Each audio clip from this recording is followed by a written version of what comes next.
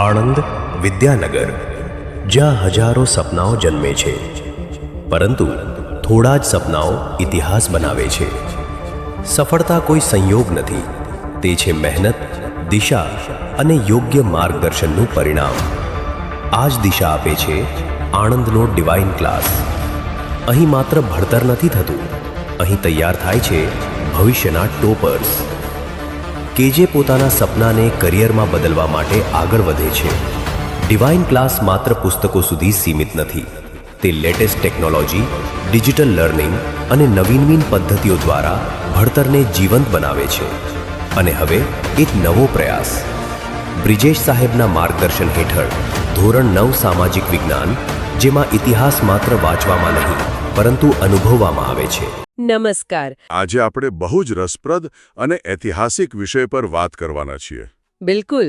આજે આપણે ધોરણ 9ના સામાજિક વિજ્ઞાનના પુસ્તકમાંથી દાંડી યાત્રા વિશે ચર્ચા કરીશું. સાચી વાત. આ એક એવી ઘટના છે જેણે ઇતિહાસ બદલી નાખ્યો. તો હવે શરૂઆત કરીએ તો પેલું 11મી માર્ચની સાંજની વાત આવે છે, રાઈટ? હા, 11મી માર્ચની એ સાંજ આશ્રમમાં હજારો લોકોની સભા ભરાઈ હતી. ઓહો, હજારો લોકો? હા, અને બીજે દિવસે એટલે કે 12મી માર્ચ 1930ના રોજ યાત્રાનું મહાપ્રયાણ શરૂ થાય છે. પણ એ મહાપ્રયાણની શરૂઆત કોઈ ભાષણથી નહોતી થઈ, બરાબર ને? મેં વાંચ્યું છે કે... સાચી વાત. ત્યાં કોઈ આક્રમક ભાષણ નહોતું, પણ ત્યાં તો વૈષ્ણવ જન તો તેને રે કહીએ અને ભળે નરસૈયો જેવા ભજનો ગવાયા હતા. એટલે એક મોટા રાજકીય આંદોલનની શરૂઆત ભજનથી. બિલકુલ.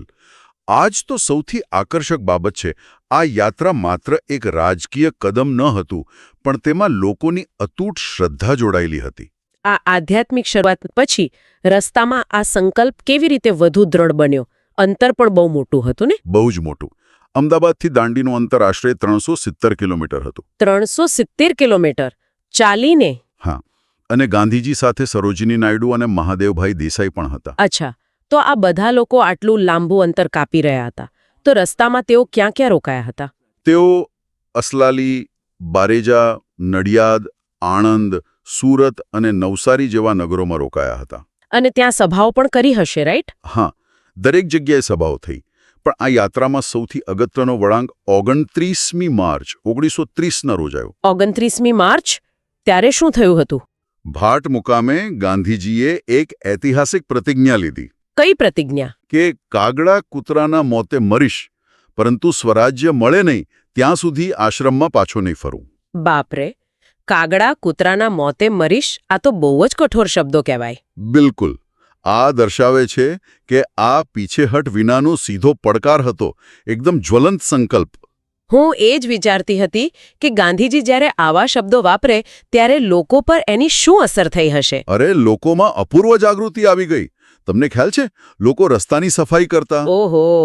હા, ધૂળ ના ઉડે એટલે પાણી છાંટતા અને તોરણો બાંધીને રસ્તા શણગારતા. મતલબ કે લોકોનું આટલું મોટું સમર્થન મળી રહ્યું હતું.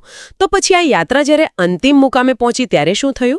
24 દિવસની સતત પદયાત્રા બાદ 5મી એપ્રિલ 1930ના રોજ ગાંધીજી તેમના સાથીદારો સાથે દાંડી પહોંચ્યા. 24 દિવસ? હા, અને આખી યાત્રાના અંતે દેશભરમાં સત્યાગ્રહનું મોજું ફરી વળ્યું. આ યાત્રાએ લોકોમાં અજબની શ્રદ્ધા, ચેતના અને એકતા જગાવવાનું અદ્ભુત કાર્ય કર્યું. અને 6 એપ્રિલ 1930 સવારે બરાબર 6:30 કલાકે દરિયા કિનારે જામેલા મીઠામાંથી મુઠ્ઠી મીઠું લઈ મીઠાના અન્યાય કાયદો તોડ્યો.